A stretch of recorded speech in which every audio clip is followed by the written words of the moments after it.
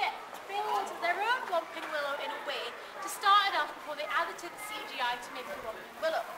So what they did was got a large tree stump. And if you've been about Alnwick on your stay, you'll notice that there's a lot of trees in Alnwick, so it would be very, very easy to find one. And it was.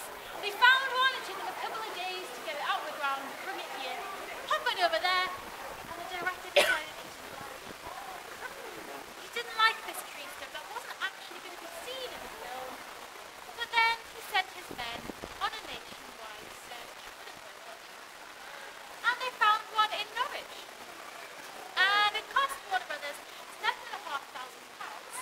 for this tree stump that you can't see in the film, and they lost half the building. So let's just say they don't spend their money right. Now, Whomping Willow was there, they built it with the CGI, but then they had the problem of the car. Since the Whomping Willow wasn't real, how were they going to view the car? So this is where the remaining 11 come in. They were all driven out onto the courtyard where the picnic tables are by the cafe today, numbered 1 to 11, and gradually they were broken up so that they could be swapped in and out of the scene with the Whomping Willow, so it gradually looked like they'd been broken up by the tree. So they started off, car number 1 was pristine, 2 had a few scratches, and gradually they started to use sledgehammers to break up these poor cars before stopping them in to put them in there. It's actually quite sad, you know what I'm on about. And this is a 3-second scene where Hagrid drags a giant Christmas tree. Does anyone remember that bit? Yes. Yeah, you're all nodding now, aren't you? How embarrassing. Now he drags it from this archway to this archway. And I've got another sad story for you about what he's portraying. He couldn't actually lift the Christmas tree himself, it had to be put on wheels. Yeah. So they filmed this in about October time. Now, I don't know if you know this, but Alnwick's weather is unpredictable. You never ever get what the weather tells you. But we don't normally get snow in October. That is a given. So what they did was they had to make their own, which sounds quite fun. So they covered the inner bailey in white blankets, and they got tiny pieces of white specialised paper and blew them all the way around the inner bailey. Now this was the last shot of the day. It was from one camera angle and it was 3 seconds long. But then they decided, you know what, we'll pop back and do this first thing in the morning. And they came back, and there'd been gale force winds that night. And these tiny pieces of white specialised paper had blown all the way around the castle and stuck to the walls. And it took specialist cleaners 2 weeks to remove these tiny pieces of white specialised paper before filming could then again begin. So they had quite a problem, but they did do it, and the 3 seconds of glory are in the film. And if you don't know what I'm on about, you're going to watch it when you go home and watch all the films I'm telling you about tonight. Next place we're going to go is...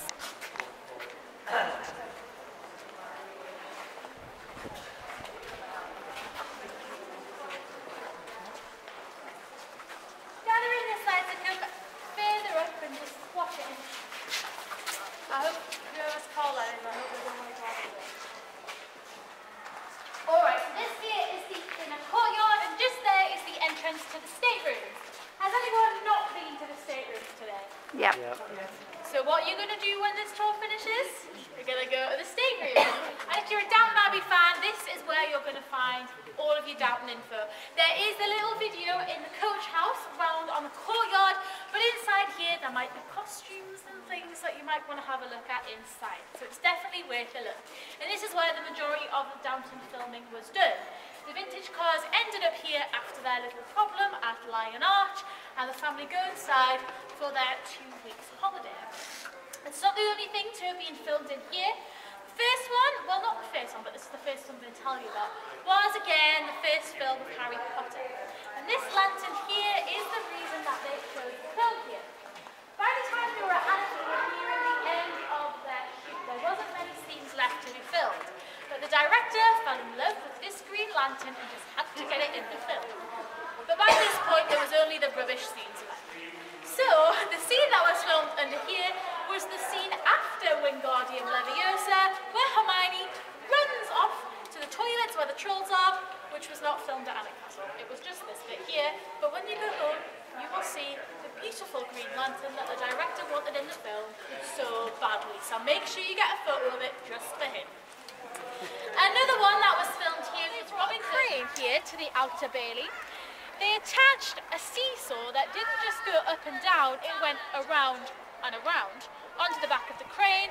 Onto the back of that they attached a broom, and on the back of the broom, the seesaw and the crane, they attached Neville.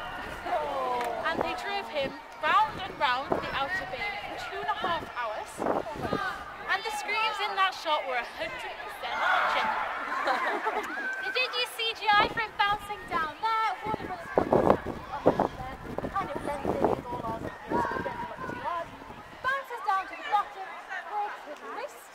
He's taken off to the hospital wing, but he's left his Remembrall, which then starts a bit of an air battle between Malfoy and Harry. And much to poor Neville's disgust, this was done by CGI. So they're flying about, and he gets caught by which teacher? McGonagall, who's also in Downton Abbey. Very cool. Now her office window is one of those tiny little ones right there. They are Alnwick Castle's record rooms, so Warner Brothers weren't allowed to film in there. So what they did is they popped down to Durham Cathedral. They went into one of the offices in Durham Cathedral. Maggie Smith looks out of the window there into here, the Outer Bailey of Alnwick Castle. So it's a very, very good view from that window. She walks out of that archway here. Harry thinks he's going to get in trouble, but no, he's asked to go and see Oliver Wood about being on the Quidditch team, where he gets to be on it. If you follow me up this way a little bit, talking about this area here, this is what we call the pastures in Alnwick. And if any of you have spare 20 minutes on your holiday, I 100% suggest you head down there, because it gives you the best view of the castle you will ever get. When you leave out with flag, that Percy lion that looks a little bit like the Gryffindor lion, and the flag is divided into 4 sections which look like the 4 houses from Hogwarts. So it makes it look like the Hogwarts building genuinely has been here for a really, really long time. A couple more things I can tell you about, but I can't show you about, is the barbican. This is this place here. Now, do any of you know what a barbican is used for? This is where a lot of little children ask me, this is where the Duke and Duchess have their barbecues, which is a lovely idea, but I don't think that's true. This used to be the fighting entrance to the castle. So as we're very close to the Scottish border, this is where the Scots would come and attack us, and they did many, many times. Now, we were never ever taken over by the Scots. The Scottish border has gone down as far as York in Britain's history, but we've always been in English hands, and we've been in British hands since 1309. So we've been a pretty good family for getting the Scots away. Inside, it's like a big tunnel. This was known as like a death pit, because you'd have arrowsmen shooting at you from up above. There was little ditches down the side which you'd fall into, and the servants would run up to the top and throw things like dead animal carcasses and empty the contents of their used toilets on top of you. So if you're a Scot, I maybe wouldn't recommend going in there today. Now, although so much fighting took place in there, it's never been used for fighting in any film. The only thing it's been used for is in Downton Abbey. 2014 Christmas special, when Lady Mary's maid Anna is in prison.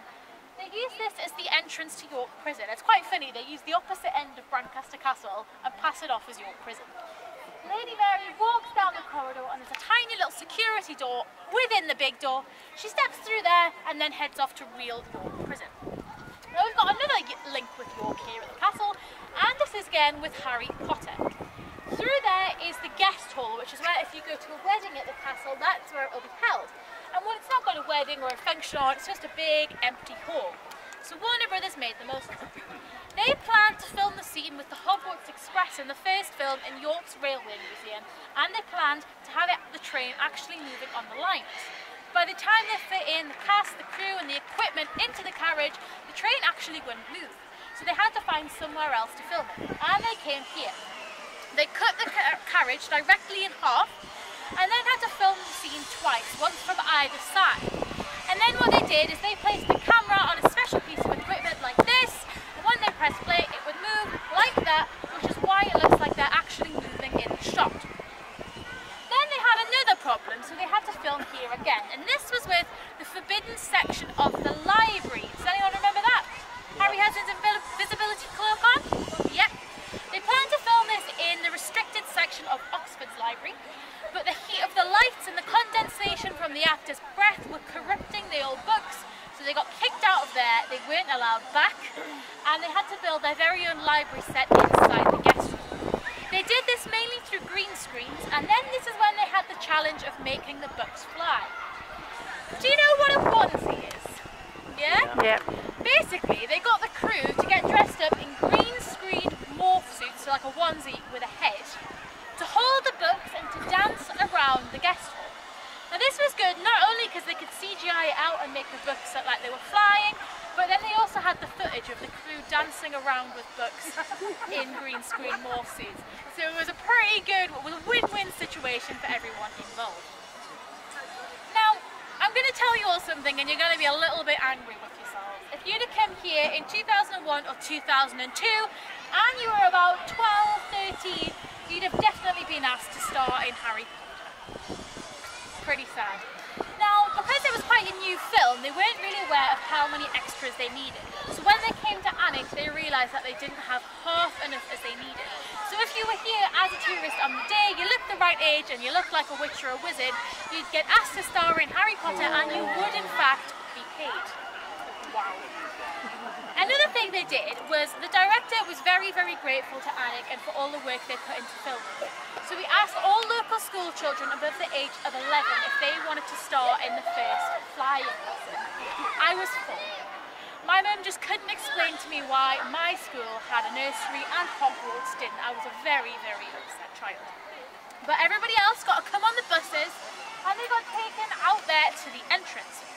They were lined up and then they realised, whoa, we have got way too many students because obviously everyone wanted to be in Harry Potter. So they had to find a way of narrowing them down, and they did this by giving every child props like a wizard hat or a broomstick. They brought them through the archway to the courtyard there, and they were met by a line of directors and producers who judged them. If they thought you looked like a witch or a wizard, you'd be sent this way to start in the lesson, and if not, you'd be sent back on your bus to school, where you'd probably still hear about your friends starring in Harry Potter. But there was another way to in fact mingle with the stars while they were here, and that was in fact going to school with them. Because it's like a child film, there were so many children, it wasn't worth getting like tutors for individual children because there were so many. So what they did is they asked local school teachers and their classes to have their lessons in the old servants' quarters up there, and Daniel Radcliffe and Emma Watson would just pop in and out as they fancied. So quite a lot of people in Alnwick have actually had maths and English with them, which is really quite cool. You might be wondering why only the first 2 films were filmed here. This is because after that they actually changed director. He didn't like the castle so much, and by then the films were really, really popular and it wasn't so safe for the children to be filming in rural locations that again were open to the public. So that's when they moved to the studios in London, which a lot of you will have been to. Now that is the end of the tour. If you have any questions, I'll wait a couple of minutes and feel free to ask them. If not, enjoy the day and try and get a watch of the broomstick lesson, even if you haven't got a ticket. Hey everybody, this is just an area where kids go. It's called the Dragon's Quest.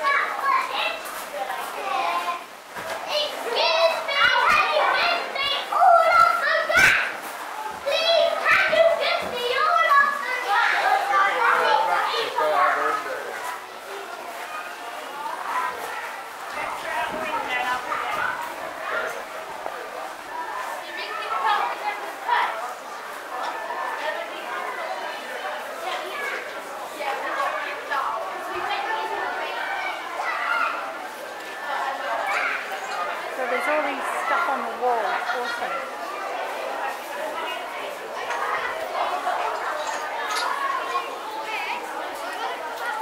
It's really cool.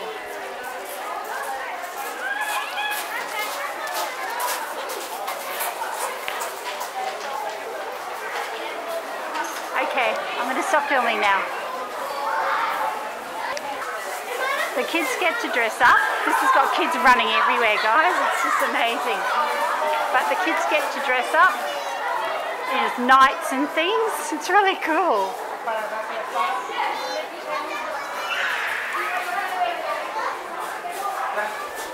And there's all these things here. It's very cool. All the different helmets and hats and all the different types of jousting things. Swords. It's really cool. practice dummy things for them. It's really cool. Okay, talk to you again soon. And we'll prove that this afternoon by inviting a couple of lucky people to come in the arena and do it themselves. Now I imagine this might be an offer. Would you like to give a nice smile to your partner? We will give you a round of applause. Making a very good corporate. Now you know when you're perfect, you will give Christopher a round of applause. I think he's enjoying it. He looks ever so slightly nervous. Can't imagine why. She's not spectacular, isn't she? You're not nervous, of course not. And Hydra is incoming. And look how focused her eyes are on the food. That's just the bird of prey summed up in one action. Give her a round of applause. Let's take a photo, of course. And Hydra will happily continue to do this all afternoon because she views this as an easy kill.